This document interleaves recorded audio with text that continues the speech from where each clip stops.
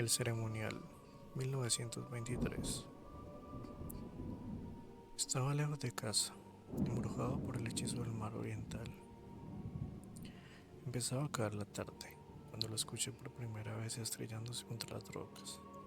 Entonces me di cuenta de que estaba al otro lado del monte, donde los sauces retorcidos recortaban sus siluetas sobre un cielo cuajado de las primeras estrellas.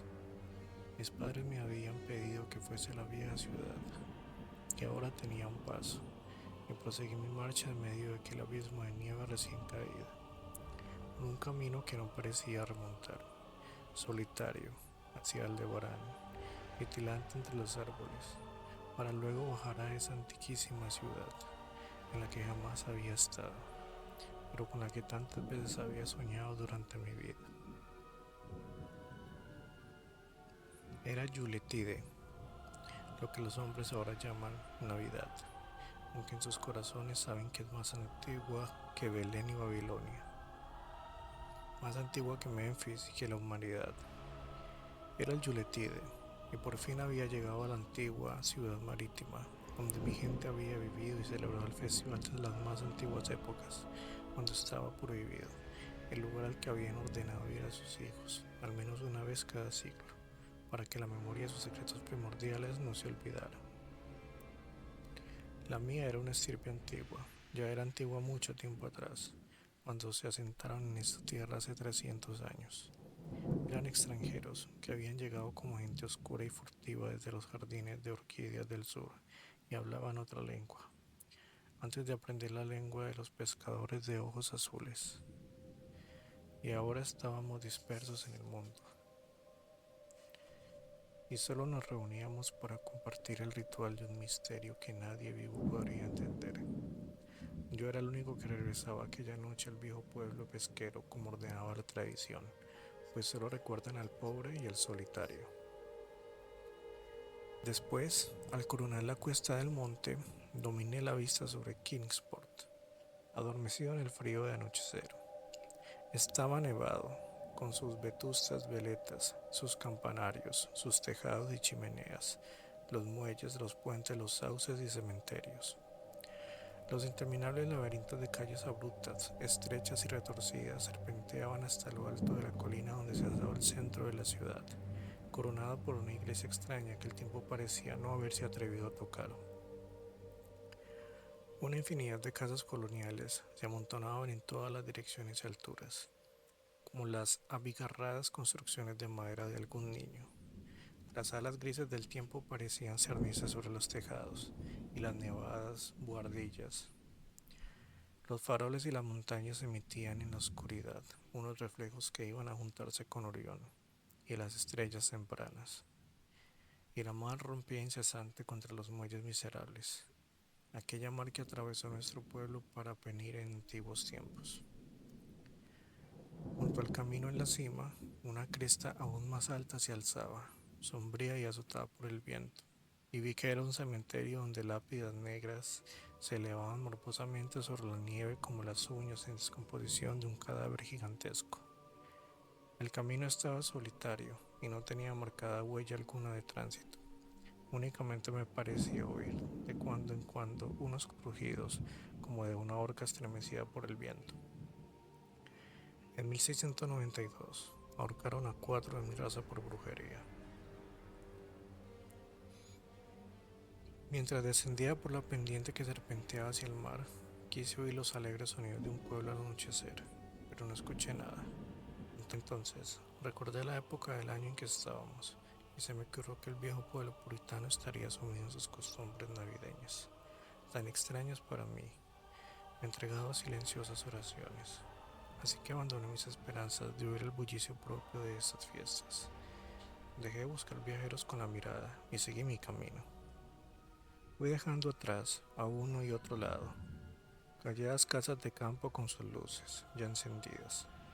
Después me interné entre las oscuras paredes de piedra en las que el aire lleno de salitre mecía los chirriantes carteles de las antiguas tiendas y tabernas marineras. Las grotescas aldabas de las puertas, bajo los soportales, brillaban a lo largo de los callejones desiertos, reflejando la escasa luz que se escapaba de las estrechas ventanas encortinadas.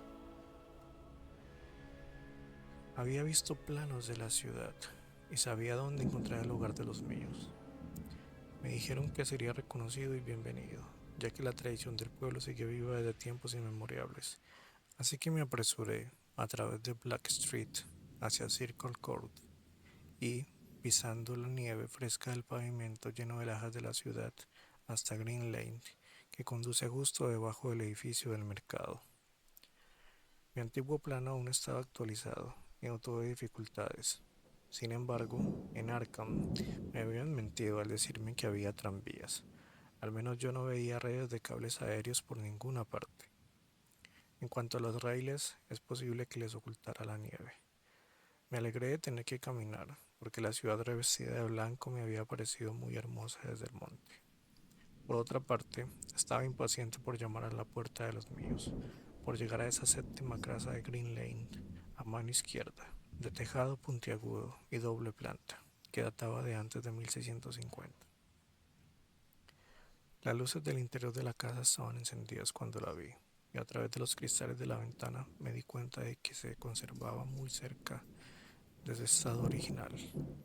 El piso superior se inclinaba por encima del estrecho callejón invadido de hierba, y casi tocaba el edificio de enfrente, que también se inclinaba peligrosamente, formando casi un túnel por donde caminaba yo.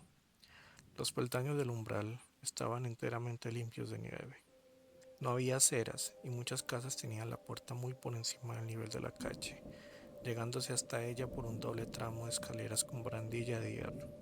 Era un escenario verdaderamente singular, aunque tal vez me pareció tan extraño por ser yo extranjero en Nueva Inglaterra, pero me gustaba y aún me hubiera resultado más encantador si hubiera visto pisadas en la nieve, gente en la calle y alguna ventana con las cortinillas descorridas.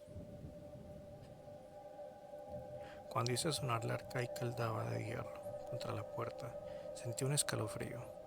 Había ido acumulando un cierto temor, tal vez debido a lo extraño de mi estirpe, a la desolación de la noche y a la extravagancia del silencio de esa ciudad, envejecida de curiosas costumbres. Y cuando en respuesta a mi llamada se abrió la puerta con un chirrido quejumbroso, sentí verdadero miedo, ya que no había oído pasos en el interior, pero el susto pasó enseguida. El anciano que me atendió, vestido con traje de calle y en zapatillas, tenía un rostro afable que me ayudó a recuperar mi seguridad, y aunque me dio a entender por señas que era mudo, escribió con su punzón en una tablilla de cera que traía una curiosa y antigua frase de bienvenida. Me señaló una sala de planta baja, iluminada con velas, con vigas y vistas, y muebles oscuros, rígidos y dispersos del siglo XVII. El pasado era vivido allí, no faltaba un detalle. Me llamaron la atención la chimenea, de campana cavernosa, y una rueca sobre la que una vieja ataviada, con ropas holgadas y bonete de paño de espaldas a mí, se inclinaba afanosa, pese a que era día festivo. Reinaba una humedad indefinida en la estancia, y por ello me extrañó que no tuviera un fuego encendido. Había un banco de alto respaldo colocado de cara a la fila de ventanas encortinadas de la izquierda. Me pareció que había alguien sentado en él, aunque no estaba seguro. No me gustaba nada de lo que veía allí, y nuevamente sentí miedo. Y mi temor fue en aumento porque cuando más miraba el rostro suave de aquel anciano, más repugnante me parecía su suavidad. No pestañeaba, y su color era demasiado parecido al de la cera. Por último, llegué a la plena convicción de que aquello no era un rostro, sino una máscara confeccionada con diabólica habilidad. Entonces sus flojas manos, curiosamente enguantadas, escribieron con pasmosa soltura en la tablilla, informándome de que yo debía esperar un rato antes de que sea conducido al sitio donde se celebraría el festival. Me señaló una silla, una mesa y un montón de libros, y salió de la habitación, y cuando me senté a leer, vi que los libros eran antiguos y morbosos, y que incluían las Marvels of Science del viejo Morrister, el terrible Sadducismus Triumphatus, de Joseph Glanville, publicado en 1681. La impactante Daemonolatreia de Remigius, impresa en 1595 en Lyon, y lo peor de todo, el innombrable Necronomicon del árabe loco Abdul al-Hazred, en la prohibida traducción latina de Olaus Wormius, un libro que jamás había tenido en mis manos, pero el cual había oído decir cosas monstruosas. Nadie me dirigió la palabra. Lo único que turbaba el silencio eran los aullidos del viento en el exterior y el girar de la rueca mientras la vieja seguía con su silencioso hilar. Tanto la estancia como aquella gente y aquellos libros me daban una extraña impresión de morbosidad e inquietud.